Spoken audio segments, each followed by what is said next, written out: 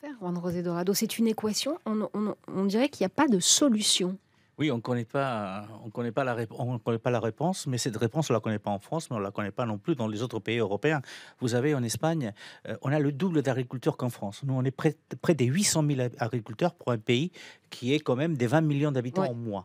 Donc, la souffrance des agriculteurs, elle est la même, même si elle ne s'exprime de la même façon qu'en France, avec les images qu'on a vues ces derniers jours et cette colère qui existe chez les Français. Par contre, quand j'écoute vos auditeurs, les Espagnols, là où ils ont du mal à comprendre, c'est quand on dit oui, il faut acheter français. Oui, d'accord, mais il faut comprendre aussi que l'Espagne, le Portugal, l'Italie, l'Allemagne sont soumises à la même réglementation qu'en France. Les agriculteurs espagnols sont soumis à la même réglementation. Alors, n'achetez pas étranger. Oui, n'achetez pas étranger, ça veut dire quoi? Ne pas acheter marocain ou algérien par rapport aux Ukrainien, là, fruits c'est l'Ukraine ou qui pose un ukrainien par problème, par rapport exemple, sur la volaille. aux céréales. Mais Mmh. nous, les Espagnols, c'est les tomates qui peuvent arriver du Maroc qui ne sont pas soumises à la même réglementation. Donc, c'est pour ça que nous, après, on a du mal avec le mouvement français à comprendre pourquoi ce sont des camions espagnols dont la marchandise est complètement vidée sur les autoroutes, quand les Espagnols, les agriculteurs, ont le même problème de pouvoir d'achat et ont les mêmes souffrances que les agriculteurs français. Ils les partagent. Et puis